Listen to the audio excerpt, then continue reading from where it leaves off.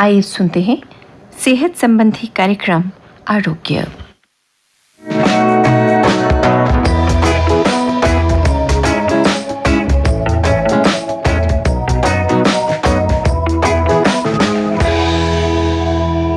नमस्कार। आज के प्रोग्राम में सभी श्रोताओं का हम स्वागत करते हैं। श्रोताओं, रक्तदान को महादान कहा गया है और इस रक्तदान के लिए बहुत से लोग हैं जो आगे आते हैं, रक्तदाता बनते हैं। हम बात करेंगे डॉक्टर मीना सिद्धू से, जो कि प्रोफेसर और हेड हैं department of transfusion medicine, government medical college Jammu में, और इस पर हम बात करेंगे। सबसे पहले आपका स्वागत करते हैं प्रोग्राम में। Thank you. Good morning.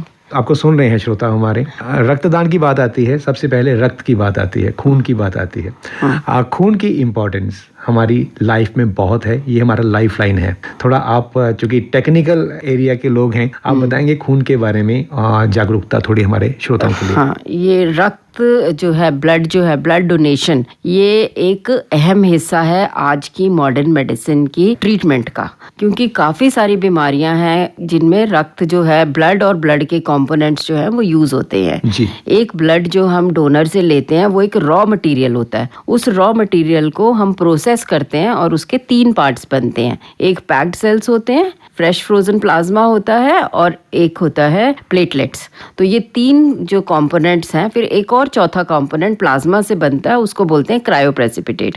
तो इस तरह से एक रक्त से, एक 1 यूनिट ऑफ ब्लड से हम 4 कंपोनेंट्स बनाते हैं। तो जो हर ये कंपोनेंट जो है हर अलग अलग बीमारी में इस्तेमाल होता है। जैसे जो पैक्ड सेल्स हैं वो एनीमिया के केसेस हैं, जैसे जिनमें खून की कमी होती है। खून में हीमोग्लोबिन होता है।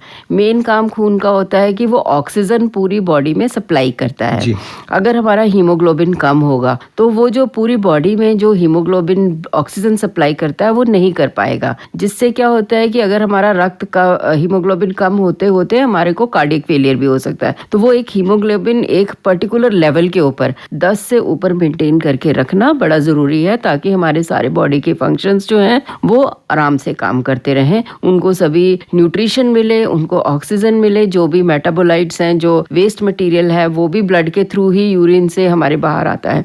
तो इस तरह से रक्त का संचार और ऑक्सीजन सप्लाई प्रॉपर हो। तो जितने भी केसेस एनीमिया के होते हैं उनमें हम पैक्ड सेल्स देते हैं। पैक्ड सेल्स में बेसिकली रेड सेल्स होते हैं और उनमें हीमोग्लोबिन होता है, आरबीसीज होते हैं। और उसके बाद फिर प्लाज्मा आता है। प्लाज्मा में क्लॉटिंग फैक्टर्स होते हैं। कई बीमारियां होती हैं, जैसे हीमोफीलिया है, कई सारे ट्रॉमा के केसेस हैं जिनमें बहुत ब्लीडिंग होती है, स्नेक बाइट है, और भी इस तरह से DIC है, या कई बार सेप्टिसीमिया हो जाता है, इन्फेक्शन पूरी बॉडी में फैल जाती है। तो इन सब केसेस में ब्लीडिंग जो है वो बढ़ जाती है, क्लॉटिंग फैक्टर्स जो हैं वो कम हो जाते हैं। लिवर डिजीजेज है, लिवर फेलियर है, इन सब में क्लॉटिंग फैक्टर्स कम हो जाते हैं। तो जो प्लाज्मा होता है वो इन बीमारियों में दिया जाता है। और प्लेटलेट्स जो हैं, प्लेटलेट्स देते हैं जब भी हमारे प्लेटलेट्स बॉडी में कम हो जाते हैं। जैसे कैंसर पेशेंट्स हैं, इनको कीमोथेरेपी लगती है, इसमें कम हो जाते हैं। फिर कई सारी बीमारियां हैं, उनमें प्लेटलेट्स बोन मैरो में बनते ही कम है। फिर डेंगी है आजकल, अभी डेंगी का सीजन आ जाएगा, तो फिर उसमें प्लेटलेट्स की कमी हो जाती है, तब हम प्लेटलेट्स देते हैं। इसी तरह से फिर एक क्रायोप्रेसिपिटेट है। क्रायोप्रेसिपिटेट क्या है? वो एक concentrated form of coagulation factors है। वो जब हम देते हैं, वो भी हम हीमोफीलिया के केसेस को देते हैं, और कोई भी सेप्टिसीमिया या जो प्रेग्नेंट फीमेल्स होती हैं, जब उनमें बहुत ज्यादा ब्लीडिंग हो जाती है ड्यूरिंग चाइल्ड बर्थ, तो उनमें हम ये सब देते हैं। ये ब्लड जो है ये एक इमरजेंसी मेडिसिन है। WHO ने 2017 में ब्लड और blood components as emergency medicine drugs में इंक्लूड किए हैं। तो ये एक हमारी ट्रीटमेंट का, मॉडर्न मेडिसिन का एक अहम हिस्सा है जी। मतलब जो रक्तदान करता है वो सिर्फ खून नहीं देता, वो जिंदगी देता है और अलग अलग कंपोनेंट्स उसमें से निकलते हैं। बिल्कुल जी। तो वो देता है। थीम क्या है इस बार का? इस बार जो वर्ल्ड डोनर्स डे हर साल 14 जून को मनाया जाता है। ये एक कार्ल लैंडस्टीनर थे, साइंटिस्ट, जिन्होंने ब्लड ग्रुप सिस्टम, जो हम बोलते हैं A ग्रुप है, B ग्रुप है, AB है, O है, उन्होंने ये डिस्कवर किए थे। तो उससे पहले जो था कि लोगों में इंटरेस्ट तो बहुत था खून को लेकर। कई बार आपने पुरानी स्टोरीज में देखा होगा कि लोग खून पी जाते थे या फिर इस तरह से। हाँ, तो वो खून हमेशा एक तरह से एक मिस्टीरियस चीज था। तो जब वो ग्रुप्स पता चले तो फिर पता चला कि हम एक पर्सन से दूसरे इंसान में हम खून जो है ट्रांसफर कर सकते हैं, और उससे हमारा जो ट्रांसफ्यूजन मेडिसिन, जो ब्लड बैंकिंग है, वो स्टार्ट हुई। वर्ल्ड बैंक, ये जो वर्ल्ड वॉर फर्स्ट हुआ था, वर्ल्ड वॉर 2 में, उस दौरान ट्रांसफ्यूज ब्लड बैंकिंग की बहुत ज़्यादा, ब्लड की डिमांड भी बहुत ज़्यादा थी उस टाइम, बहुत ज़्यादा एडवांसेस हुए ब्लड बैंक ट्रांसफ्यूजन के। तो हर साल जो है अब ये वर्ल्ड डोनर्स डे इन्हीं कार्ल लैंडस्टीनर के बर्थडे के ऊपर मनाया जाता है। तो इनके हर साल इनकी एक नई थीम होती है। जो इस साल की थीम है वो है give blood, give plasma, share life, share often. मतलब आप हमें ब्लड दीजिए, प्लाज्मा भी डोनेट कीजिए, क्योंकि हमारे पास एफेरेसिस मशीन होती है जिससे कि हम प्लाज्मा डोनेट कर सकते हैं। अब प्लाज्मा से सिर्फ क्लॉटिंग फैक्टर्स ही नहीं निकलते हैं, हम इसको फैक्ट्रीज में देते हैं तो इससे एल्बुमिन, इम्यूनोग्लोबुलिन्स, बहुत सारे क्लॉटिंग फैक्टर्स जो हैं, प्यूरिफाइड क्लॉटिंग फैक्टर्स जो हैं वो निकलते हैं। तो ये जो प्लाज्मा है ये भी एक तरह से लाइफ सेविंग है। इससे बहुत सारे प्रोडक्ट्स जो हैं एक यूनिट से निकलते हैं, 500 ml के करीब एक यूनिट होती है, तो उसमें बहुत सारे प्रोडक्ट्स निकलते हैं। इसीलिए गिव ब्लड, ब्लड से भी कॉम्पोनेंट्स बन गए, प्लाज्मा एक कंपोनेंट है, इससे आप लाइफ शेयर कर रहे हैं क्योंकि ये लाइफ सेविंग है और हमें ये बार बार देना चाहिए। रक्त दो, प्लाज्मा दो, जीवन बांटो, बार बार बांटो। बिल्कुल जी, बिल्कुल। तो ये है थीम इस बार के वर्ल्ड ब्लड डोनर डे का। ग्रुप्स की आपने बात की, ग्रुप्स क्या होते हैं? और कहते हैं कुछ ग्रुप्स बड़े रेयर होते हैं, वो क्यों होते हैं? और कुछ बहुत ज्यादा होते हैं, जैसे बी पॉजिटिव बहुत होता है, ओ कम होता है शायद। मुझे हमारे 4 ग्रुप्स हैं, एक तो ए, बी, ओ और ए बी। ये 4 2 ग्रुप सिस्टम है। एक एबीओ सिस्टम है, दूसरा आरएचडी सिस्टम है। उसमें हम डी नेगेटिव होता है और डी पॉजिटिव होता है। तो डी नेगेटिव और डी पॉजिटिव जो होता है, वो पॉजिटिव जो है हमारे इंडिया में जितने भी डी पॉजिटिव जो हैं वो काफी ज्यादा होते हैं, अराउंड 93-94% जो इंडिविजुअल्स हैं वो डी पॉजिटिव होते हैं। A positive, B positive, A B और ओ। और जो नेगेटिव होते हैं वो 7 to 8% होते हैं। तो उसमें से भी हमारे उसमें जो ए बी नेगेटिव है वो हमारे यहाँ पे सबसे कम होता है। जैसे आप मान लीजिए 1 में 1000 में से कोई 1 या 2 लोग ही होंगे जो रेशो होती है। हाँ, ए बी नेगेटिव की।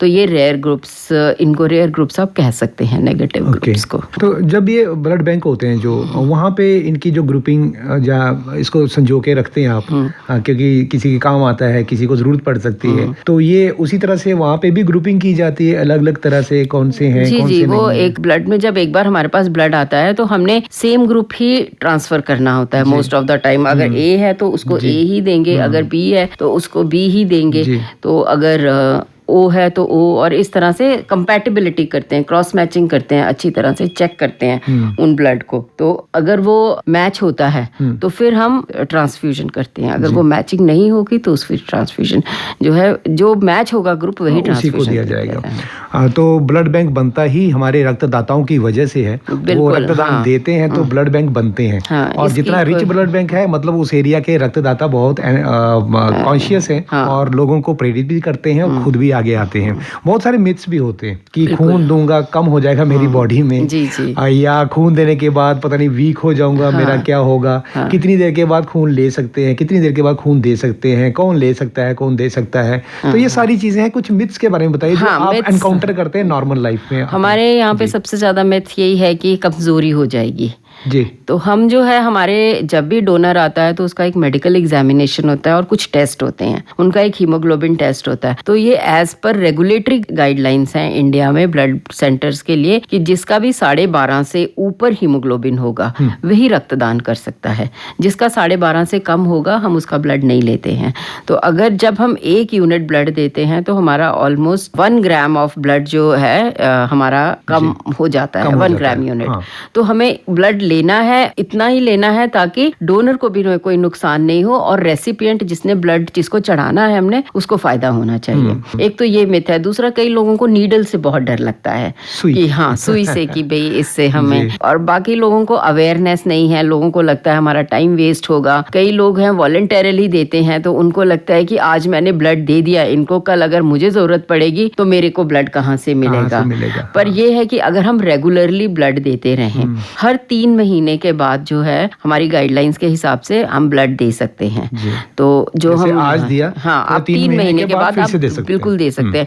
जितने भी कंपोनेंट्स आपने ब्लड देते वक्त लूज किए 3 महीने तक सारे पूरे हो जाते हैं। जो फीमेल्स हैं उनका 4 मंथ्स का रखा गया है कि फीमेल्स 4 महीने बाद दे सकती हैं और मेल्स जो है वो 3 महीने के बाद दे सकते हैं। और जिसका भी वेट 45 kg से ज्यादा है उनका हम ब्लड जो है वो ले सकते हैं। जी। रक्तदान कौन नहीं कर सकता है और कौन कर सकता है? रक्तदान एक तो 18 साल से कम उम्र वाले जो बच्चे हैं उनका नहीं होता है और 60 साल से ज्यादा उम्र, पर जो लोग रेगुलरली ब्लड दे रहे हैं वो 65 ईयर्स तक दे सकते हैं। जो देते जा रहे हैं हाँ वो 65, पर कोई फर्स्ट टाइम डोनर है वो सिर्फ 60 ईयर्स तक दे सकता है। मतलब कहने का ये मतलब है कि ब्लड देने से बॉडी में अच्छी एक्टिविटीज होती है। बिल्कुल, ब्लड देने से एक तो जब आप ब्लड देखते हैं हमारी बोन मैरो स्टिमुलेट हो जाती है, नए सेल्स ये हमारे लिए भी अच्छा है, हमारे लिए भी, हाँ डोनर्स के लिए भी अच्छा है। उसकी हेल्थ वाइज ये देखा गया है कि जो कोलेस्ट्रॉल है या हार्ट डिजीजेस के कुछ स्टडीज हैं इनमें इंसिडेंस कम होते हैं। इनफैक्ट अभी एक स्टडी आई है चाइना से,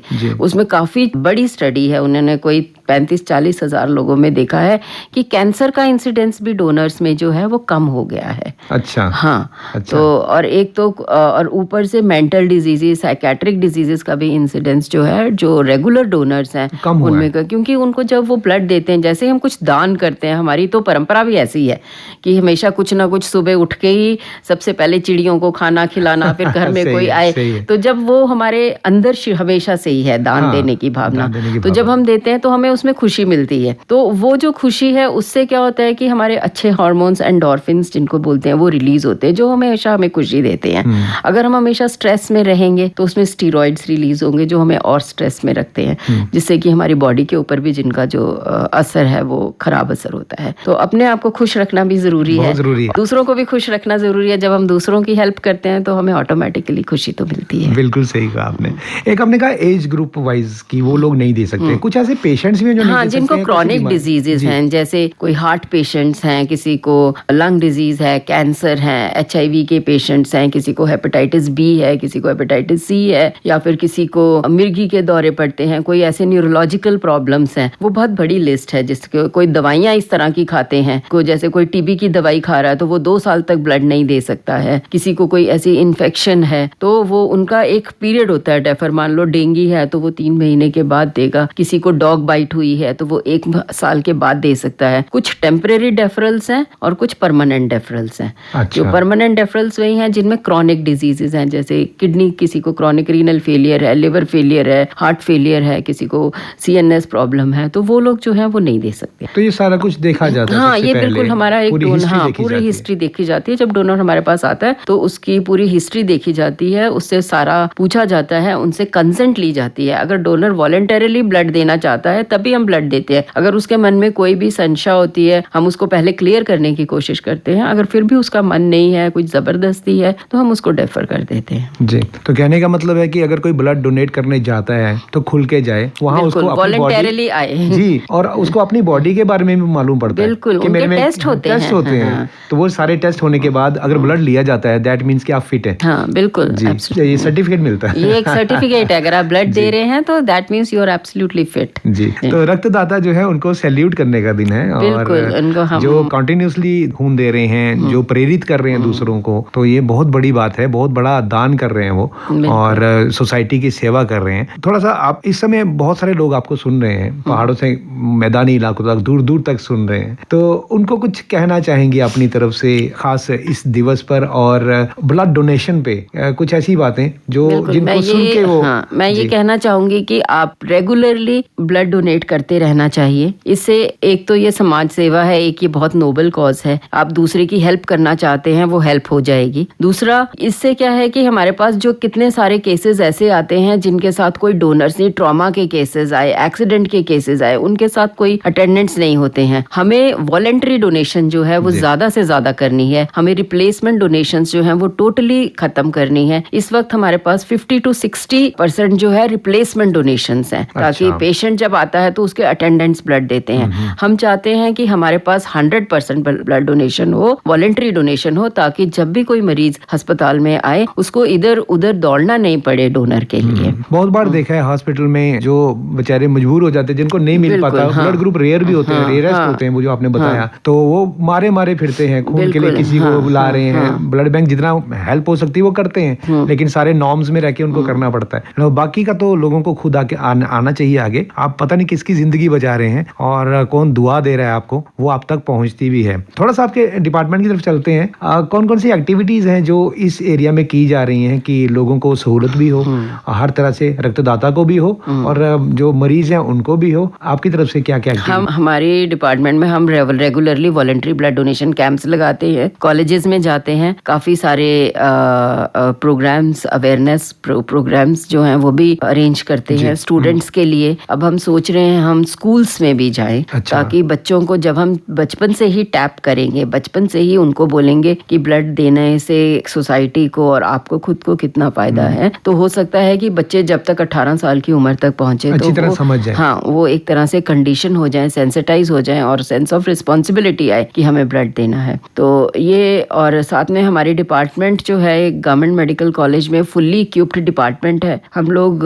इस वक्त हमारे पास बेस्ट अवेलेबल टेस्ट हैं, जिससे कंपोनेंट प्रिपरेशन है, एफेरेसिस है और हमारे पास नैट भी है, न्यूक्लिक एसिड टेस्टिंग, जो कि बेस्ट पॉसिबल ब्लड जो है हम अपने पेशेंट्स को दे रहे हैं, स्पेशली थैलासीमिया बच्चे और एंटीनेटल पेशेंट्स जो हैं उनको नेट टेस्टेड और एक ल्यूकोडिप्लीटेड होता है, जिससे कि कम से कम रिएक्शंस होती हैं। जैसे अपने ब्लड देने के बाद कई लोगों को एलर्जिक रिएक्शन हो जाती है, फीवर हो जाता है, तो वो रिएक्शंस कम से कम करने के लिए एक स्पेशल प्रोडक्ट होते हैं ल्यूकोडिप्लेटेड, जिसमें से WBCs जो वाइट ब्लड सेल्स हैं वो निकल जाते हैं, तो वो भी हम दे रहे हैं। तो इस वक्त हमारे पास मेरे ख्याल से किसी भी सेंटर, कोई भी ब्लड सेंटर इंडिया में होगा, हम उसके बिल्कुल कंपैरिजन में है और बेस्ट पॉसिबल सर्विसेज जो हैं हम अपने पेशेंट्स को दे रहे हैं। सिर्फ हमारे पास वॉलंटरी डोनेशन की कमी है, जो कि मैं पूरी पब्लिक से अपील करूंगी कि ज्यादा से ज्यादा लोग आगे आएं, रेगुलरली डोनेट करें, वॉलंटरीली डोनेट करें, ताकि पेशेंट्स को भी फायदा हो और पेशेंट्स को इधर उधर प्रोफेशनल डोनर्स के चक्कर में ना वो पड़े, क्योंकि जब वो प्रोफेशनल डोनर्स के चक्कर में पड़ते हैं तो फिर वो उनसे पैसे मांगते हैं और उनका ब्लड जो होता है वो कंटेमिनेटेड होता है।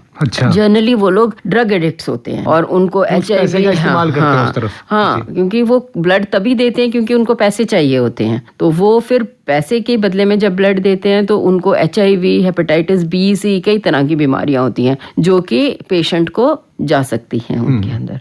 तो यही हमारी अपील है कि वॉलंटरीली सब लोग आगे आएं, ताकि हमारे डिपार्टमेंट के 100% वॉलंटरी डोनेशन हो और ह्यूमन ब्लड ह्यूमन को ब्लड दे सकता है। कहीं और से अभी तक ब्लड का कोई सब्स्टिट्यूट नहीं बना है। एक बीच में रिपोर्ट आई थी, पर वो भी 10 ml ही अभी तक वो एक्सपेरिमेंटल स्टेजेस पर है। फिलहाल जो है इस वक्त जो है सिर्फ ह्यूमन को ब्लड दे सकते हैं और कहीं किसी फैक्ट्री में कहीं नहीं बनता ये ब्लड, हम ही फैक्ट्री हैं ब्लड की। बिल्कुल सही है। हाँ।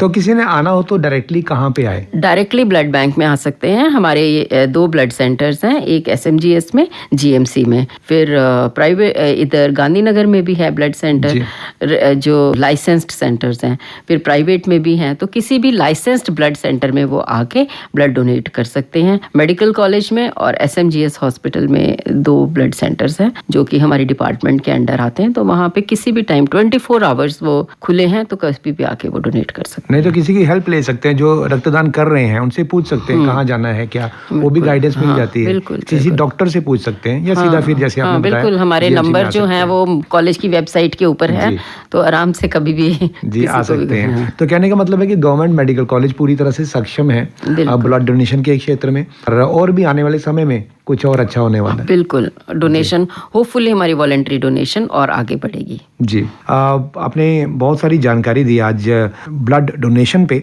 वर्ल्ड ब्लड डोनर डे पे खासतौर पे, और साथ में बहुत सारे मिथ्स भी क्लियर हुए जो लोग समझते हैं कि ऐसा करने से ऐसा होगा। चलते चलते मोबाइल वैन्स भी कोई होती हैं, कभी कभी कैंप्स लगते हैं, ये थोड़ा बताइए। हमारे पास एक मोबाइल वैन है मेडिकल कॉलेज के पास, जो कि वो फुल्ली इक्विप्ड है। उसके अंदर 4 बेड हैं, बैठने की जगह है, डॉक्टर के बैठने की जगह है, डोनर्स के बैठने की जगह है। तो एक और मोबाइल वैन हमारे पास आने वाली है, एक डायरेक्टर हेल्थ सर्विसेज के पास है। तो इससे हम जहाँ पे डोनर्स हमारे हैं, at the door steps of the donor, हम जाके ब्लड कलेक्ट करते हैं। जी, पूरी टेक्निकल टीम साथ में होती है। बिल्कुल, टीम साथ में होती है और वो पूरी एयर कंडीशनड है अंदर से, तो गर्मी का भी कोई वो नहीं है। तो समय समय पे कैंप्स वगैरह लगते हैं? बिल्कुल, अभी हमारे इस हफ्ते में ही वर्ल्ड डोनर डे के उसमें ही काफ़ी सारे कॉलेजेस, जम्मू यूनिवर्सिटी, आर्मी वाले काफ़ी सारे आगे आए हैं।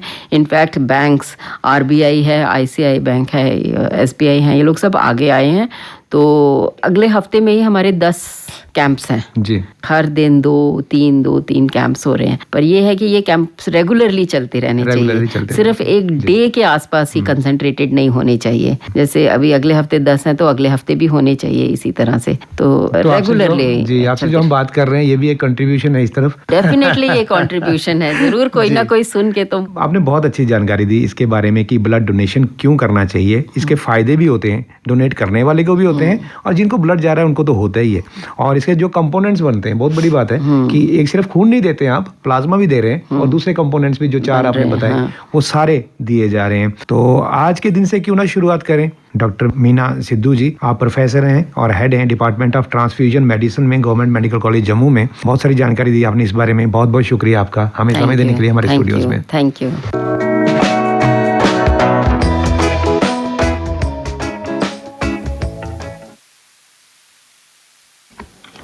आरोग्य कार्यक्रम में अभी आपने डॉक्टर मीना सिद्धू से की बातचीत सुनी। स्वस्थ होने का प्रमाण रक्तदान, इनसे बातचीत कर रहे थे संजीव शर्मा।